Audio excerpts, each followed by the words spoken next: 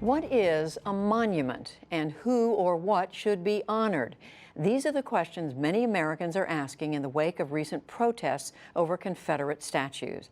They're also the questions one art exhibition is trying to answer. Jeffrey Brown reports from Philadelphia.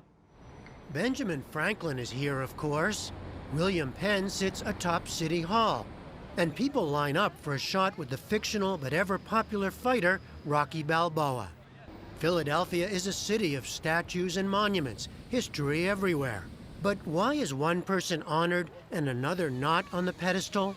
A citywide project called Monument Lab is asking those questions and more. At Washington Square Park, we met Jane Golden, head of the mural arts organization that's putting on the exhibition. Is there a problem with this? No, I don't think there's a problem. I think we need to broaden our definition of what a monument is, and we need to make sure that everyone's story is heard. Golden's organization commissioned 20 artists to make works that respond to a not-so-simple question. What is an appropriate monument for today's Philadelphia?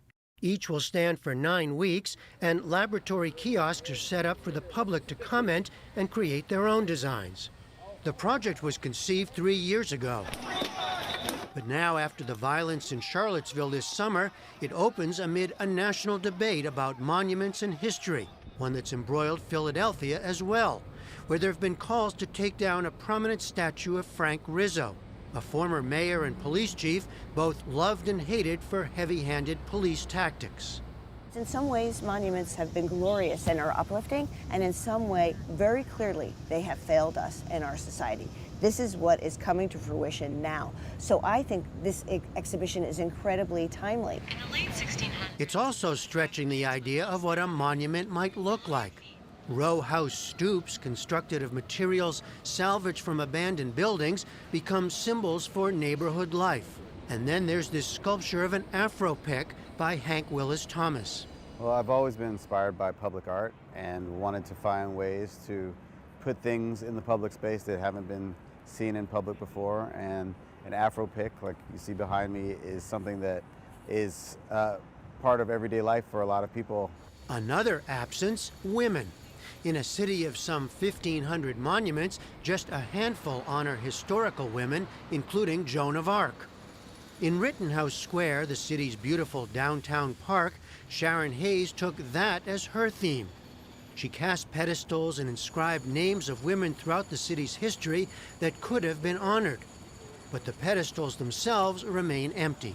For me, the empty pedestals are a pointer, a kind of indicator of the absence that, for me, feels as impactful as then the presence of all of these names of people who contributed. Who decides, right, is sort of what it comes down to. Who decides what should be in our parks? One of the things that I think could come out of this moment that we're in, where there's such public contestation about monuments, is that we find sort of more equitable processes, sort of more equitable ways. What do you mean, to, a vote, or because more like a town hall? I think a town hall. I think a town hall would be. What if the town hall changes next year? I mean, every time you put it to a public consensus, well, this changes. Is the conundrum, and a kind of challenge to all of the fundamental principles we understand about them, that they're permanent, that they're fixed, that they're unmovable, that they're our history. In North Philadelphia's Germantown, the question of change and impermanence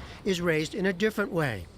There in Vernon Park, artist Karen Olivier, a local resident, took a monolith dedicated to a Revolutionary War battle and wrapped it in mirrored acrylic, creating a literal reflection of the neighborhood as it is now.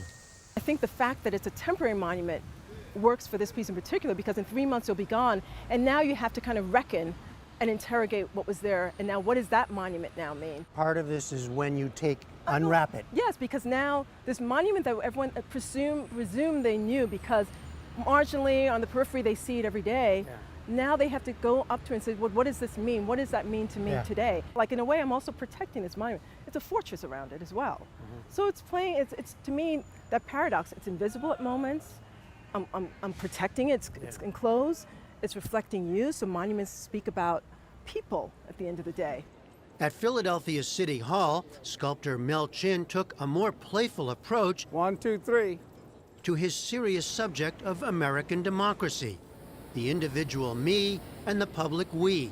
Chin set up 2 high pedestals for people to become monuments themselves.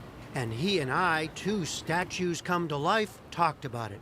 I am celebrated. You are celebrated. You can have, in the age of Instagram and selfies, you predominate. You're there.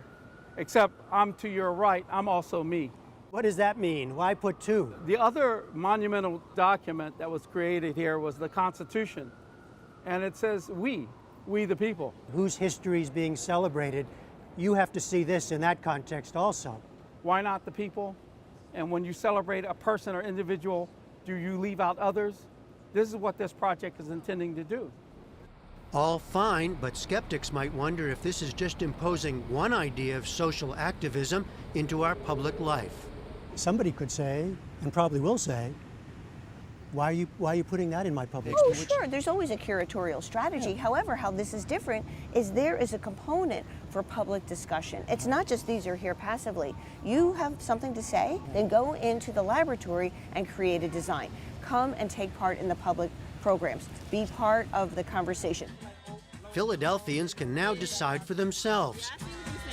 The Afro-Pick and other works in the Monument Lab project will be packed up in a few months. As for the Rizzo statue, the city set up a website for proposals and will hold public hearings. A city commission will ultimately decide its fate. For the PBS NewsHour, I'm Jeffrey Brown in Philadelphia. A lot to think about there.